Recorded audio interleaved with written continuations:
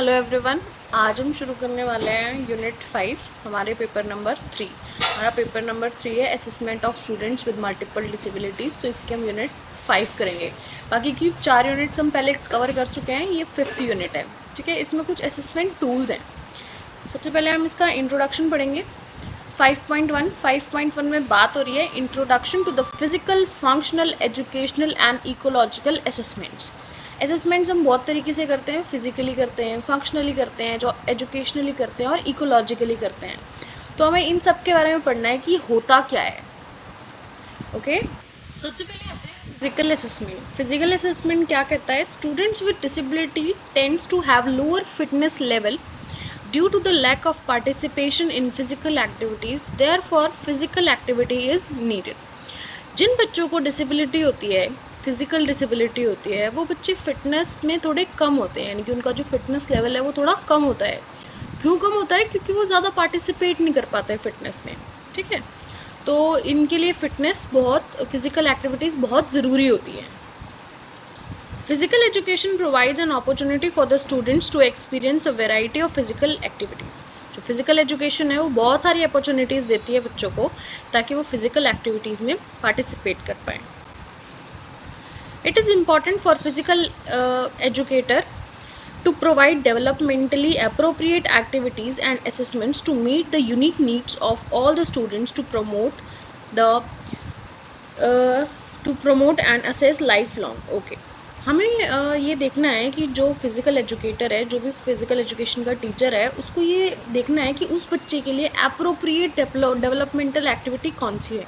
ठीक है, उसको उसके हिसाब से एक्टिविटी देना, उसकी यूनिक नीड्स के अकॉर्डिंग उसको एक्टिविटी देना, उसको प्रमोट करना लाइफ लॉन्ग। ठीक है, ये उसके लिए बहुत इंपॉर्टेंट है। This also discuss techniques use to assess physical activities. जो टेक्निक्स यूज़ करने वाले हम असेसमेंट के लिए, उस फिज़िकल एक्टिविटीज़ के लिए, तो हमको इंश्योर करना है कि ये सारी चीज़ें हम डिस्कस करें। ठीक है, एक्टिविटी नेमली हार्ट रेट मॉनिटर्स। आप हार्ट रेट मॉनिटर्स का यूज़ करो, इन टेक्निक्स का यूज़ करो, पेडोमीटर्स का यूज़ करो एंड सेल्फ रिपोर्टिंग असेसमेंट तैयार करो। तो ये चीज़ें हमें बहुत ज़्यादा ज़रूरी है करना, अगर हम बच्चे को फिज़िकल एक्टिविटीज़ कराना है, उसका फिज़िकल असेसमेंट कर रहे हैं। A child's abilities are more important than disabilities। हमको चाइल्ड्स की एबिलिटीज़ पे ज़्यादा ध्यान देना है, उसकी ज़्यादा डिसेबिलिटीज़ पे ध्यान नहीं देना। हमको ये देखना है कि वो क्या कर सकता है, ये नहीं देखना है कि वो क्या नहीं कर सकता है। ठीक है, उसकी एबिलिटीज़ पे कंसंट्रेट करो, उस पर वर्क करो, उसके इंटरेस्ट पे वर्क करो, ताकि वो आगे आगे ग्रो कर पाए। ठीक है, सबसे पहले ऑब्जर्व द चाइल्ड। आपको चाइल्ड को ऑब्जर्व करना है, टेक अ हिस्ट्री, उसकी हिस्ट्री जाननी है, examine the child, then child को एग्जामिन करना है। ये होता है फिजिकल असेसमेंट का प्रोसेस। अब एग्जामिनेशन कैसे कर सकते हैं? सेंसेस के थ्रू कर सकते हैं, मूवमेंट से, फॉर्म एंड स्ट्रक्चर से, माइंड ब्रेन नर्व सिस्टम से और डेवलपमेंटल लेवल से। In addition complete physical exam include checking of health system inside of body.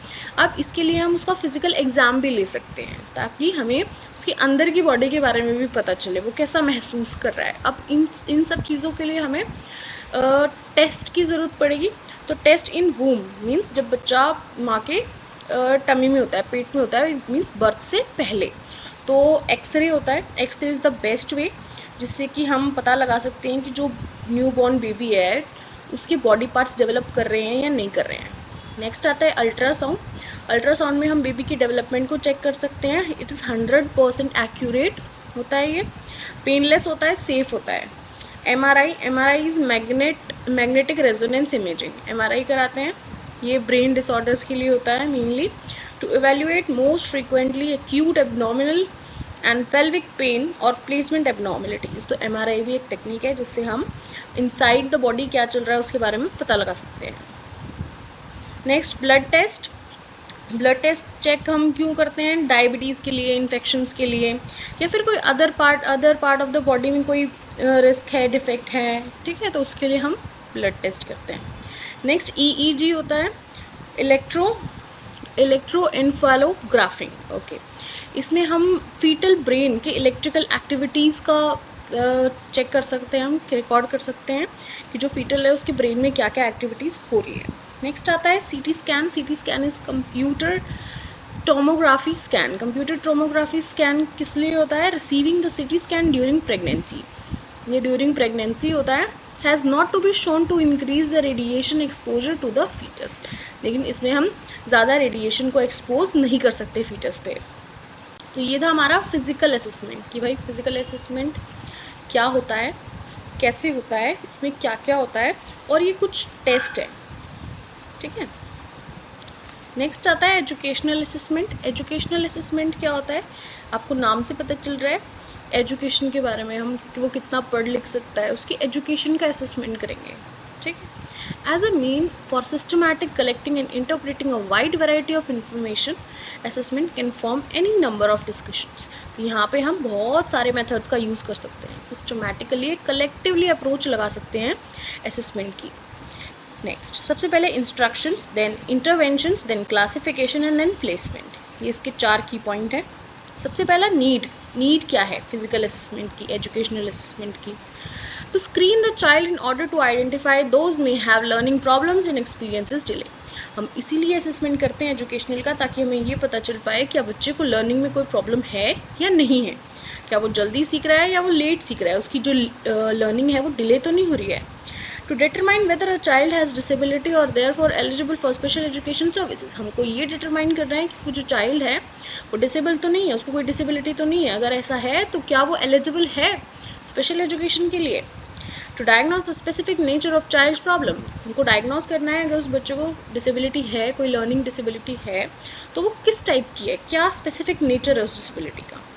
To provide detailed information that helps development of an IEP, तो हमको detail में information पता करनी चाहिए ताकि हम अपनी IEP को डेवलप कर सकें। To develop the plans instructions that appropriate to the child's need, उसकी नीड्स के अकॉर्डिंग में प्लान्स डेवलप करने हैं, इंस्ट्रक्शंस डेवलप करनी है। To evaluate the child student progress, अब फिर क्या करना है, उसकी जो स्टूडेंट है उसकी प्रोग्रेस को भी इवेल्युएट करना है। तो ये है नीड्स कि हमें क्यों करना है। नेक्स्ट आता है टेस्ट। अब इसमें कौन कौन से टेस्ट होते हैं? इसमें होता है NRT और CRT। NRT होता है नॉर्म्स रेफरेंस टेस्ट और CRT होता है क्राइटेरिया रेफरेंस टेस्ट। पेपर में इससे रिलेटेड क्वेश्चंस डेफिनेटली आता है, आपसे डिफरेंस पूछा जाता है कि NRT और CRT में क्या डिफरेंस होता है। NRT क्या होता है?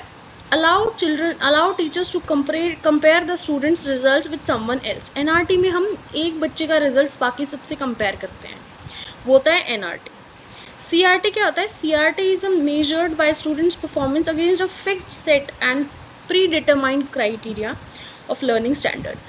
CRT में क्या होता है कि हम जो बच्चे का रिजल्ट है वो एक सर्टेन क्राइटेरिया पे मैच करते हैं। फॉर एग्जांपल, अगर मैं आपको एग्जांपल दूँ, NRT क्या है? मैम ने टेस्ट लिया क्लास में, फिर मैम देखेगी सबसे हाईएस्ट किसके आए, ठीक है, तो ये क्या है? NRT, हाईएस्ट किसके आ रहे हैं। फिर जैसे CRT की बात करें तो CRT क्या है? जैसे आप नॉर्मली एग्ज़ाम्स देते हो, कोई जैसे आप CTET देने वाले हो, CTET में क्या है कि जो जिसके 90% मार्क्स आते हैं वो पास हो जाता है और जिसके 90 मार्क्स नहीं आते हैं तो वो रह जाता है। तो ये जो 90 क्या है, ये क्राइटेरिया सेट किया है, अगर आप इसको क्रॉस कर रहे हो देन यू आर एलिजिबल, अगर आप इसको क्रॉस नहीं कर रहे हो तो आप नहीं हो एलिजिबल। तो ये क्या है? CRT है, यहाँ पे क्राइटेरिया रखा गया है। लेकिन नॉर्म्स रेफरेंस टेस्ट में क्या है कि आपको कंपेयर किया जाएगा किसके हाईएस्ट हैं, इसके हाईएस्ट सबसे ज़्यादा किसके हैं, उस बच्चे के हैं। वहाँ पे कोई क्राइटेरिया नहीं है कि आप इसके से ज़्यादा मार्क्स लेके आओगे तो आप फेल हो, इससे ज़्यादा मार्क्स लेके आओगे तो आप पास हो, तो ऐसा कुछ नहीं है। लेकिन क्राइटेरिया रेफरेंस टेस्ट में क्या है, क्राइटेरिया फिक्स कर देते हैं, अगर आप उसको क्रॉस कर रहे हो देन यू आर एलिजिबल, अगर आप उसको नहीं कर रहे हो देन ट्राई अगेन। नेक्स्ट आता है इकोलॉजिकल असेसमेंट। इकोलॉजिकल असेसमेंट कैसे होता है? It evaluates the success of specific learners in the certain educational environment. Okay, ये क्या होता है? जब हम बच्चे को असेसमेंट करते हैं उसके इन्वायरमेंट से रिलेटेड असेसमेंट करते हैं कि एक स्पेसिफिक लर्नर है, उसका एजुकेशनल इन्वायरमेंट कैसा होना चाहिए। Examining the learning demands of that setting, हम क्या देखते हैं कि उसकी लर्निंग डिमांड्स क्या हैं। Comparing them the target to the targets student strength and challenges, हम स्ट्रेंथ देखते हैं, चैलेंजेस देखते हैं कि बच्चों को क्या क्या चैलेंजेस हो रहे हैं। Analysis on the basis of domains, अब इसमें कुछ एनालिसिस आता है कि भाई कुछ डोमेन्स है इसमें कि हमें बच्चों की इन चीज़ों में भी असेसमेंट करनी है। सबसे पहला आता है वोकेशनल। वोकेशनल क्या होता है? वोकेशनल में इंक्लूड होता है क्वेश्चनरी करते हैं, हम क्वेश्चन आर्स करते हैं, बच्चों से क्वेश्चन पूछते हैं वो आंसर करते हैं। इसमें वोकेशनल बिहेवियर का असेसमेंट होता है कि बच्चा कितना वोकेशनल हो पा रहा है, मीन्स कितना वो बात कर रहा है, कितना वो सोशलाइज हो रहा है। Next leisure and recreation. Leisure and recreation का मतलब होता है अगर एक बच्चा फ्री है तो वो अपने फ्री टाइम में क्या कर रहा है। लीजर वो होता है refers to those activities that people choose to do to refresh their bodies. ये वो एक्टिविटीज़ होती हैं जो वो फ्री टाइम होता है या फिर वो अपने माइंड को रिफ्रेश करना चाहते हैं तो वो एक्टिविटीज़ कराना। And make them leisure time more interesting, ताकि वो जो लीजर टाइम है यानी कि वो जो उनके पास एक्स्ट्रा टाइम है, ठीक है, उसको ज़्यादा इंटरेस्टिंग बना सके, इंजॉयबल बना सकें। तो ये होता है इसमें।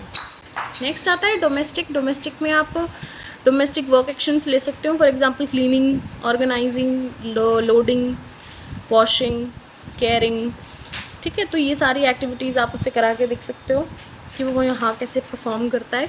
Community utilisation. कम्युनिटी यूटिलाइजेशन में हमें उसकी सिविक रिस्पॉन्सिबिलिटीज़ के बारे में जानना है, जैसे ट्रांसपोर्ट है, स्ट्रीट है, सर्विस फैसिलिटीज़ हैं, वो कितना जानता है इसके बारे में, उसको रोड क्रॉस करना आता है नहीं आता, उसको ट्रैफिक लाइट के बारे में पता है नहीं पता है, ज़ेब्रा क्रॉसिंग के बारे में पता है नहीं पता है, फैसिलिटीज़ के बारे में पता है नहीं पता है, ठीक है। तो ये सारी चीज़ें आती हैं। सबसे लास्ट आता है हमारे पास फंक्शनल असेसमेंट। फंक्शनल असेसमेंट क्या होता है? सबसे इम्पॉर्टेंट चीज़ इसमें यही है, व्हाट इज़ फंक्शनल असेसमेंट। ये भी आता है, इसको आप स्टार लगा लो, मार्क कर लो, this is very important. Functional assessment क्या कहता है?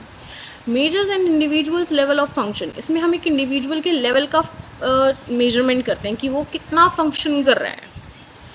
And abilities to perform specific task. हम ये देखते हैं अगर हम उसको एक टास्क देते हैं तो वो उस पर कितना कर पाता है। सेफ एंड डिपेंडेंट, वो सेफली कर पाता है और डिपेंडेबल रहता है।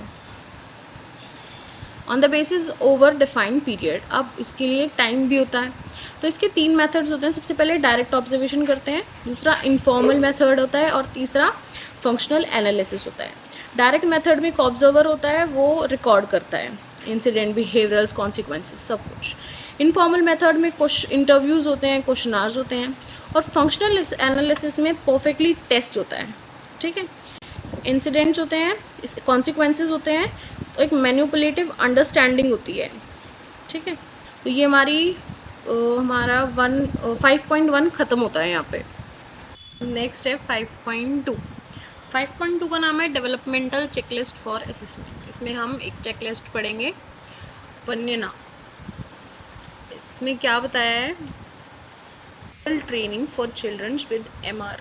कि किन बच्चों के लिए यूज़ करते हैं हम? MR वाले बच्चों के लिए। MR means for mental retardation, ठीक है। वो बच्चे जिनको मेंटल रिटायर्डेशन होता है, उनके लिए ये checklist. This is an assessment tool for youngs, means ये उनके लिए करते हैं जो बच्चे यंग होते हैं।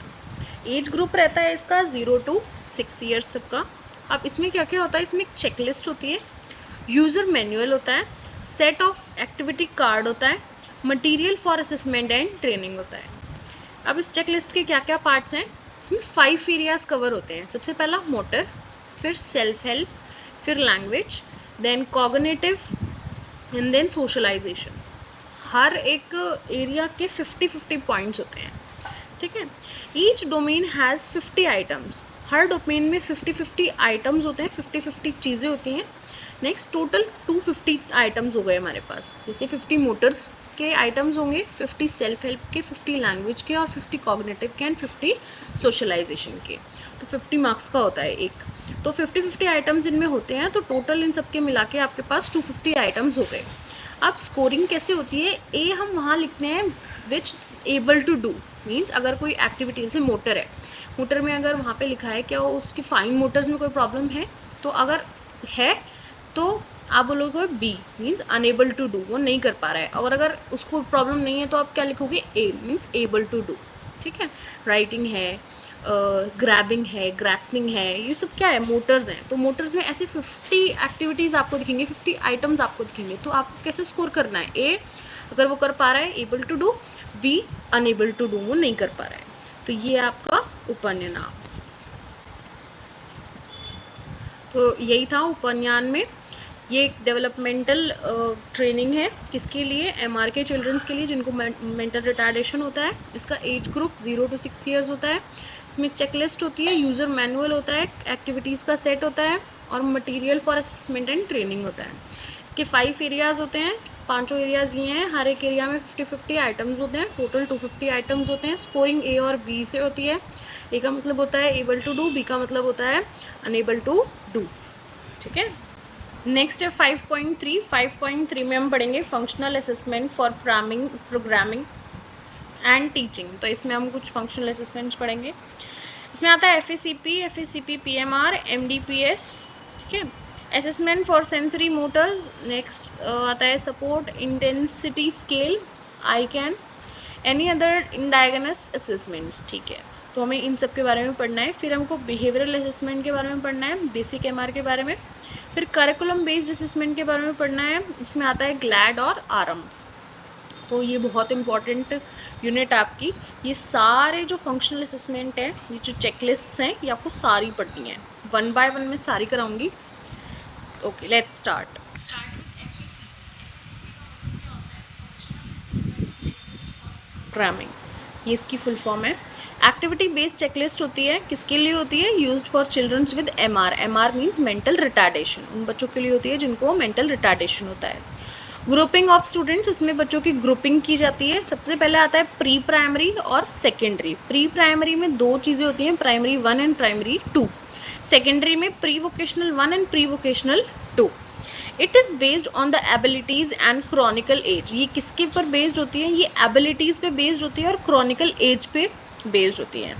फर्स्ट एज, इनका एज ग्रुप होता है 3 से लेके 18 ईयर्स तक का। ठीक है, इस चेकलिस्ट में जितने बच्चे होते हैं उनका ग्रुप, उनकी एज होनी चाहिए 3 to 18। प्री प्राइमरी में कौन से बच्चे जाते हैं? प्री प्राइमरी में बच्चे जाते हैं 3 से लेके 6 साल तक के। यहाँ पे बच्चों को क्या सिखाया जाता है? इसका कंटेंट होता है personal, social and academic. Personal areas, social areas and academic. अब प्राइमरी में 2 क्लासेस होती हैं, एक प्री प्राइमरी 1 होती है, एक प्री प्राइमरी 2 होती है। प्राइमरी 1 में वो बच्चे होते हैं जो 80% अचीव कर लेते हैं मार्क्स, और जो 80% मार्क्स अचीव नहीं कर पाते वो आ जाते हैं प्राइमरी 2 में। Age of entering in this class is 7 years. आपको 7 ईयर्स के बाद ही इस क्लास में एंटर कराया जाएगा। Age is approx more than 8 to 14। इस क्लास में आने के लिए भी आपकी एज 8 से लेके 14 के बीच में होनी चाहिए। नेक्स्ट, सेकेंडरी में, अगर सेकेंडरी क्लास में आपको जाना है तो आपकी एज होनी चाहिए 11 to 14। उस बच्चे की एज 11 to 14 होनी चाहिए। मिक्स्ड ग्रुपिंग होती है, यहाँ पे हर तरह के बच्चे होते हैं, छोटा बड़ा। ठीक है, नेक्स्ट इसमें प्री वोकेशनल 1 और 2 होता है। इसमें बेसिकली क्या होता है कि हमको वो एक्टिविटीज़ सिखाते हैं जिससे बच्चा वर्क स्किल्स पे काम कर सके, या फिर डोमेस्टिक एक्टिविटीज़ सिखाते हैं वो जिससे वो आगे जाके फ्यूचर में कमा सके। काइंड ऑफ वोकेशनल में यही आता है, जैसे उसको माला मेकिंग सिखाना। ठीक है, उसको कोई और काम सिखाना, माला मेकिंग हो गया, फ्लावर सेलिंग हो गया। ठीक है, तो ऐसी आर्ट एंड क्राफ्ट के वर्क सिखाना, दिया मेकिंग हो गया। तो ये सारी चीज़ें हम सिखाते हैं, उसको वोकेशनली प्रिपेयर करते हैं। Training is preparing the students for in working skills. हम उसकी वर्क स्किल्स को प्रिपेयर करते हैं, एंड डोमेस्टिक एक्टिविटीज़, और घर के कामकाज में उसको प्रिपेयर करते हैं। This curriculum checklist is does not cover the vocational area. लेकिन इसमें यह है कि वो ज़्यादा वोकेशनल एरिया को कवर नहीं कर पाता है, बट हम उसको बेसिक सिखाते हैं। तो यहाँ पे 15 to 18 ईयर्स तक ये ग्रुप होता है। तो ये है हमारा FACP चेकलिस्ट है। ये MR के बच्चों के लिए होता है। इसमें ग्रुपिंग होता है। सबसे पहले प्री प्राइमरी होता है, फिर सेकेंडरी होता है। प्री प्राइमरी में 2 क्लासेस होती हैं, primary 1 and primary 2, pre vocational 1 and pre vocational 2। इसमें 3 से लेके 18 ईयर्स के बच्चे आते हैं। प्री प्राइमरी में 3 to 6 ईयर्स के बच्चे जाते हैं, जिसमें हम पर्सनल, सोशल और एकेडमिक सिखाते हैं बच्चों को। इसकी 1 क्लास होती है और 2 क्लास होती है। नेक्स्ट, सेकेंडरी में 11 से 14 ईयर्स तक के बच्चे जाते हैं। मिक्स्ड ग्रुपिंग होती है, यहाँ पे बच्चों को वर्क स्किल्स और डोमेस्टिक एक्टिविटी सिखाई जाती है। ठीक है, तो ये हमारा FACP ख़त्म होता है। नेक्स्ट आता है हमारे पास FACP PMR। इसकी फुल फॉर्म होती है functional assessment checklist for programming profound mental retardation. FACP तो वही है पिछले वाला।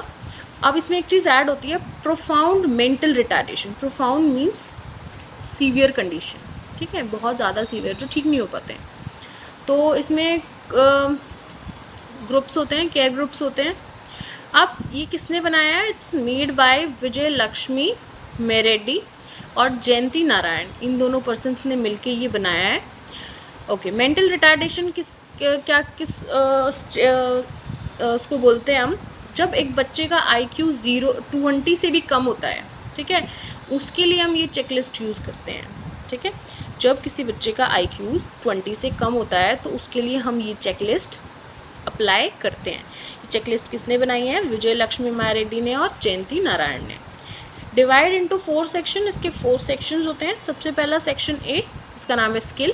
Section B problem behaviour. Section C general problem. Section D progress report. तो ये 4 सेक्शंस होते हैं, A, B, C and D।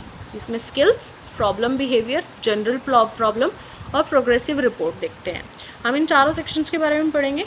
Total 47 problem behaviours होती हैं, जनरल प्रॉब्लम्स 24 होती हैं, स्किल्स 3 होती है, प्रोग्रेस रिपोर्ट होती है 1। इसकी स्कोरिंग कैसे होती है? येस के लिए हम पॉजिटिव साइन लगाते हैं, नो के लिए हम नेगेटिव साइन लगाते हैं, ठीक है, ये इसका स्कोरिंग है। ओके, और स्कोरिंग हम कैसे करते हैं? सी का मतलब होता है ओकेजनल क्लूज, मीन्स क्लू देना। NA का मीन्स है नॉट एप्लीकेबल, लागू नहीं होता है। NE होता है नो एक्सपोजर, फ्यूचर में कोई। VP होता है वर्बल प्रॉम्प्ट देना, वर्बली बताना। GP होता है गेस्टरल प्रॉम्प्ट देना। MP होता है मॉडल प्रॉम्प्ट देना। PP होता है फिजिकल प्रॉम्प्ट देना। आप ये सोच रहे होगे कि मैम ये सब है क्या? आपने बता दिया स्कोरिंग तक तो मुझे समझ आ गया, फिर आपने ये क्या बता दिया? मुझे तो ये समझ ही नहीं आया। देखो यहाँ पे ना कुछ वो होते हैं, आइटम्स होते हैं, जैसे हमने पिछली बार देखा था। तो यहाँ पे 47 प्रॉब्लम बिहेवियर्स हैं, तो एक 47 प्रॉब्लम बिहेवियर की लिस्ट आएगी। तो आपको उनमें ये चीज़ें फिल करनी है। ये चीज़ें जैसे एक रेपिटेटिव बिहेवियर के बारे में वर्ड है, अगर वो ओकेजनली करता है तो आप वहाँ C लिखोगे, अगर वो नहीं करता है तो आप वहाँ NE लिखोगे, ठीक है। अब जैसे मान लो वहाँ पे एडिशन आ गया, ठीक है, एक एक्टिविटी है एडिशन, तो आप क्या बोलोगे? करता है, लेकिन अगर मैं बता दूँ तो करता है, तो बता दूँ क्या है? वर्बल प्रॉम्प्ट है। गेस्टरल प्रॉम्प्ट से करता है तो GE लिखोगे, मॉडलिंग प्रॉम्प्ट से करता है तो MP लिखोगे, फिजिकल प्रॉम्प्ट से करता है तो PP लिखोगे। तो ये इस तरीके से फिल होंगे। स्किल्स कौन कौन सी आती हैं? Eating skill, drinking skill, toileting, dressing, motor, communication, social, visual, सब क्या है? स्किल्स हैं। नेक्स्ट प्रॉब्लम बिहेवियर में कौन कौन सी चीज़ आती है? बैंग हेड को बैंग करना। Beats with chin with fist, तो अपनी चिन को फीस पे बीट करना बार बार में। च्यू क्लोथ्स को च्यू करना। क्राइज एक्सरसाइज, रोने की एक्टिंग करना, बार बार रोना। नेक्स्ट ग्राइंडिंग टीथ, दांतों को ग्राइंड करना। क्लैप हैंड्स, क्लैपिंग करना। तो ये सब क्या है? प्रॉब्लम बिहेवियर्स हैं। नेक्स्ट जनरल प्रॉब्लम में क्या क्या आता है? ईट्स ओनली लिक्विड, सिर्फ लिक्विड ही खाता है। ईट्स लिमिटेड, बहुत कम खाता है। क्लोथ्स वाइल ईटिंग, अपने कपड़े गंदे कर लेता है। नेक्स्ट ड्रूफ सलाइवा, सलाइवेशन होता है, ड्रूफ होता है, उसको वापस सलाइवा अंदर लेना नहीं आ रहा है। तो ये क्या है? जनरल प्रॉब्लम्स हैं। ये सारी सब आते हैं हमारे FACP PMR में। तो FACP PMR किसके लिए होता है? मेंटल रिटार्डेशन के लिए होता है, प्रोफाउंड मेंटल रिटार्डेशन के लिए होता है। किसने बनाया है? विजय लक्ष्मी माया रेड्डी और जयंती नारायण ने। इसके 4 सेक्शंस होते हैं। 4 सेक्शन स्कोरिंग येस और नो में होती है, प्लस एंड नेगेटिव। ये कुछ क्यूज होते हैं। नेक्स्ट स्किल्स के बारे में बताया है, प्रॉब्लम बिहेवियर्स और जनरल प्रॉब्लम्स के बारे में बताया है। नेक्स्ट हमारे पास आता है MDPS। MDPS क्या कहता है? MDPS is Madras development programming system. ये भी बहुत इंपॉर्टेंट है, पूछा जाता है। फुल फॉर्म है इसकी मद्रास डेवलपमेंट प्रोग्रामिंग सिस्टम। ये भी एक बिहेवियर असेसमेंट है। इसमें 18 एरियाज होते हैं और उसकी 20 डोमेन्स होती हैं, यानी कि एक एरिया में 20 डोमेन्स है। तो 18 एरियाज में टोटल 360 डोमेन्स हो गई, यानी कि 360 आइटम्स हो गए। सबसे पहले आता है, अब ये 18 एरियाज के बारे में पढ़ेंगे कि कौन कौन से एरिया होते हैं। सबसे पहले gross motor, then fine motor, meal time, dressing, grooming, toileting, receptive behaviour, expressive behaviour, social interaction, reading, writing, number, time, money, domestic activities, community orientation, recreational and leisure time activity और vocational. तो ये सारे इसमें areas होते हैं। 18 areas हैं, आपको ये सारे याद करने हैं। आपको 18 के 18 एरियाज वहाँ लिख के आने हैं, तभी आपका MDPS ठीक होगा, वरना नहीं होगा। इसकी स्कोरिंग कैसे होती है? A हम ब्लू कलर से करते हैं और B हम रेड कलर से करते हैं। A का मतलब होता है एबल टू डू, B का मतलब होता है अनएबल टू डू। तो यहाँ पे हम कलरिंग करते हैं उस पार्ट में। A है तो आप ब्लू से कलर कर दोगे बॉक्स को, और अगर B है तो आप रेड से कलर कर दोगे, ठीक है। तो ये 18 के 18 एरियाज आपको याद करने हैं, इसमें कुछ मुश्किल नहीं है, बहुत ईजी है। ग्रॉस मोटर आपको पता है, फाइन मोटर पता है, मील टाइम पता है, ड्रेसिंग, ग्रूमिंग, टॉयलेटिंग पता है, रिसेप्टिव एक्सप्रेसिव बिहेवियर आपको पता है, सोशल इंटरेक्शन पता है, reading, writing, number, time, money, domestic activities पता है, कम्युनिटी ओरिएंटेशन पता है, रिक्रिएशन, लीजर टाइम अभी मैंने बताया था, वोकेशनल, वो स्किल्स, वर्क स्किल्स टाइप, ठीक है। First Indian company level developmental in 1975 as Chennai process P Jaya Chandran and professor V Velma. तो ये किसने दिया था ये टेस्ट हमको? इन दोनों ने दिया था।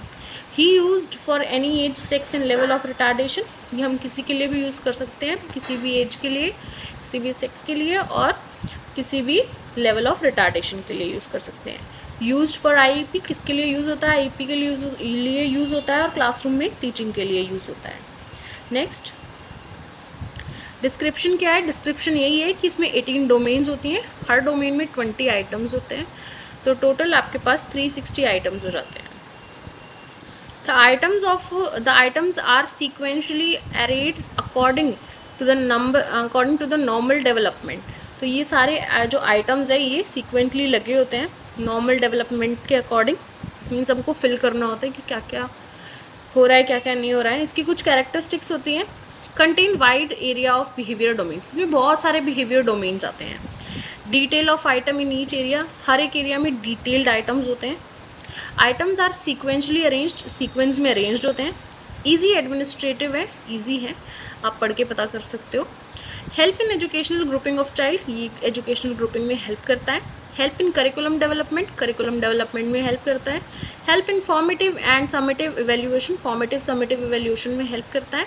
Use for assessment, IEP formation and management in classroom, IEP formation में आपको हेल्प करता है और मैनेजमेंट में हेल्प करता है, ठीक है। तो ये हमारा MDPSP यहाँ पे खत्म होता है। तो नेक्स्ट पार्ट हमारे पास आता है आईकैन। आईकैन का मतलब क्या होता है? Instrument for classification and assessment of support needs, ठीक है। यहाँ पे ये भी एक चेकलिस्ट है आईकैन, तो इसमें इंस्ट्रूमेंट होते हैं, classification and assessment of support need, ये इसकी फुल फॉर्म है। इसमें 12 डोमेन्स होती हैं, हर एक डोमेन के 4-4 पार्ट होते हैं। 12 डोमेन कौन कौन सी हैं? सबसे पहला mobility, second domestic life, third self and care, fourth community social and civic life, fifth communication, sixth learning and applying knowledge, seventh general task and demand, eighth life long learning, 9 interpersonal interaction and relationship, 10th behavior of concern, 11th mental and emotional health, 12th physical health। तो ये सारी चीज़ें होती हैं, इसमें 12 domains होती हैं, सब में 4-4 टाइप्स होते हैं। ये इसका स्कोरिंग होता है आउट ऑफ 5 आपको मार्क्स देने होते हैं। Only professional can do this. आप ये चेकलिस्ट है, ये सिर्फ प्रोफेशनल ही यूज़ कर सकता है, आप यूज़ नहीं कर सकते हो, ठीक है। जब आप प्रोफेशनल हो जाओगे तो आप यूज़ कर सकते हो। ये एक और चेकलिस्ट है। तो हमारे पास हमने काफ़ी सारी चेकलिस्ट की है। आपको ये है कि आपको ना इन चेकलिस्ट का मटेरियल पता होना चाहिए, ठीक है, इनकी डोमेन्स पता होनी चाहिए, स्कोरिंग सिस्टम पता होना चाहिए। तो हमारे पास आती है बेसिक एमआर। बेसिक एमआर क्या है? Behavioural assessment scale for children with mental retardation. ये उन बच्चों के लिए होता है जिनको मेंटल रिटार्डेशन होता है। ये 2 लोगों ने बनाया है, रीता पेशवरिया एंड S वेंकटेश्वन, इन्होंने बनाया है ये बेसिक एमआर। आपको पता होना चाहिए कौन सी चेकलिस्ट किन्होंने बनाई है, ठीक है। Can be apply to 6 years to 16 or 18 years 6 level for retardation. Okay, ये आप 3 से लेके 16 to 18 years तक किसी के लिए भी यूज़ कर सकते हो, किसी भी लेवल ऑफ रिटायरेशन के लिए आप यूज़ कर सकते हो। Okay, developed into 2 parts. इसके 2 पार्ट होते हैं, एक होता है पार्ट ए और एक होता है पार्ट बी। इसमें पार्ट ए में होता है एकेडमिक्स और पार्ट बी में होता है बिहेवियर। पार्ट ए में एकेडमिक्स में 7 एरियाज होते हैं, सब में 40 आइटम्स होते हैं, तो आपके टोटल 280 आइटम्स हो जाते हैं। पार्ट बी में 10 एरियाज होते हैं, हर एक में 47 होते हैं और वेरीज इन ईच एरिया, सब में वेरी करते हैं, ठीक है। नेक्स्ट, अब इसमें क्या क्या आता है? आप अगर एकेडमिक्स की बात करो तो इसमें मोटर एक्टिविटीज़ आती हैं, fine and gross both. EDL आता है, लैंग्वेज आती है, रीडिंग राइटिंग आती है, नंबर टाइम आता है, domestic social and pre vocational money. तो इसमें ये एक्टिविटीज़ आती हैं, 7 एरियाज़, ये 7 एरियाज़ आते हैं।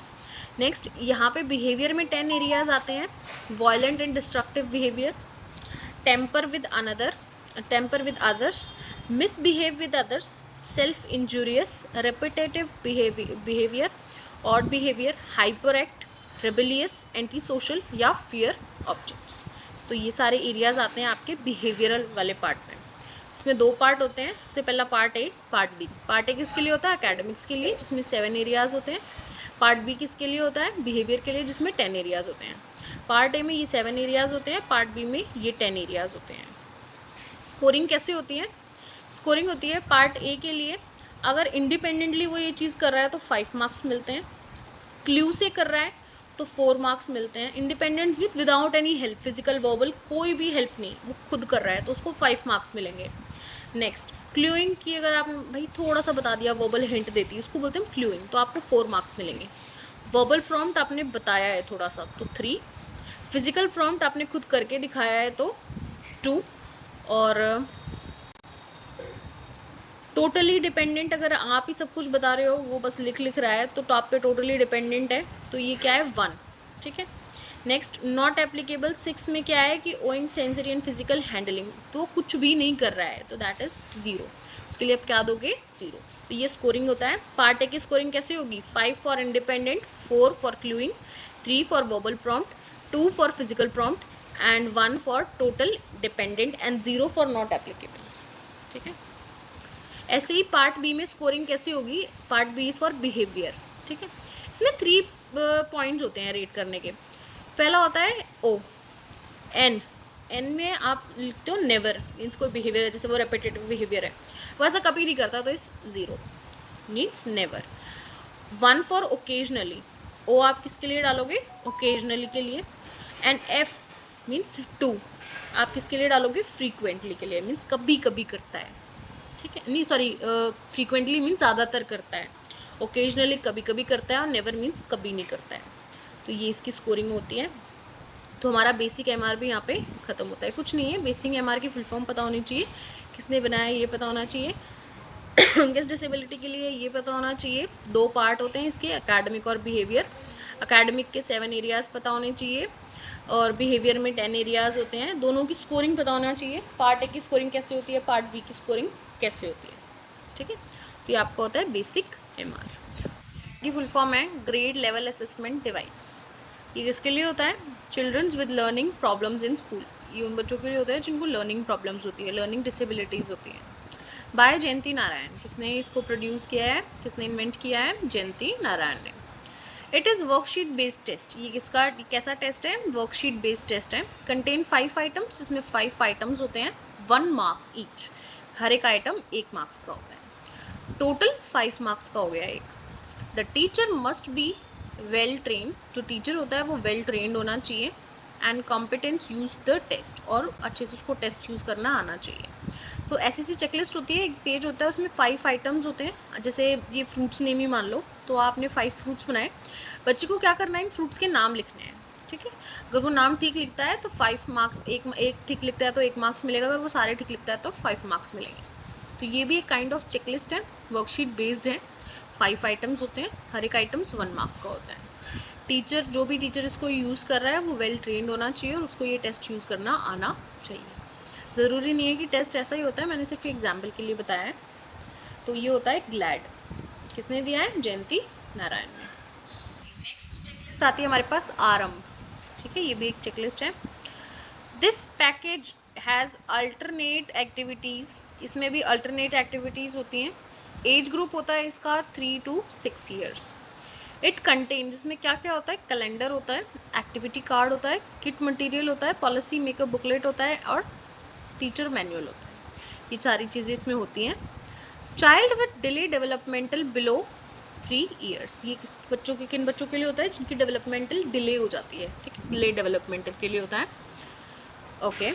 अर्ली इंटरवेंशन सर्विसेज दी जाती है, फिर रेगुलर नर्सरी स्कूल में भेजा जाता है, थेरेपी और ट्रेनिंग दी जाती है। ठीक है, तो ये आरंभ है, ये बहुत छोटी सी चेकलिस्ट है। ठीक है, इतनी इंपॉर्टेंट नहीं है सही बताऊँ तो, बट हाँ कि आपको थोड़ा बहुत पता होना चाहिए ये है क्या, तो इतना काफ़ी है इसके लिए। नेक्स्ट आता है 5.4 का नाम है identifications of learning style, strategies, assessment, associated conditions. ठीक है, तो इसमें हम कुछ नहीं है, ज़्यादातर हम लर्निंग स्टाइल्स के बारे में पढ़ेंगे और कुछ स्ट्रेटजीज के बारे में पढ़ेंगे। Okay, learning styles. Learning styles सबसे पहला आता है विजुअल। विजुअल मीन्स वो you prefer using pics, images and spatial understanding. ये वो उनके लिए होता है जैसे जो बच्चे पिक से, पिक्चर से ज़्यादा सीखते हैं, इमेजेस से देख के ज़्यादा सीखते हैं। ठीक है, they are visual learners. Next musical and auditory, ये वो लोग होते हैं जो प्रेफर करते हैं साउंड एंड म्यूजिक, जिनको ऑडियो चाहिए होती है। Next verbal. Verbal means by using words both speech and writing. ठीक है, जो बोल बोल के पढ़ते हैं, बोल बोल के उनको याद होता है, they are verbal learners. Next है physical and kinesthetic. Physical and kinesthetic means using body, hands and sense of touch. ये क्या प्रेफर करते हैं? दे प्रेफर बॉडी, वो करके सीखना ज़्यादा प्रेफर करते हैं, अपनी इन्वॉल्वमेंट देना प्रेफर करते हैं। ठीक है, by touching, by doing hands on activity, senses से टच करके, that's. Next logical. Logical and mathematicals क्या होता है? इसमें आता है prefer using logical reasoning and system, जिसमें बच्चे रीजनिंग को, लॉजिक्स को प्रेफर करते हैं। ठीक है, तब उनको कोई चीज़ समझ आती है।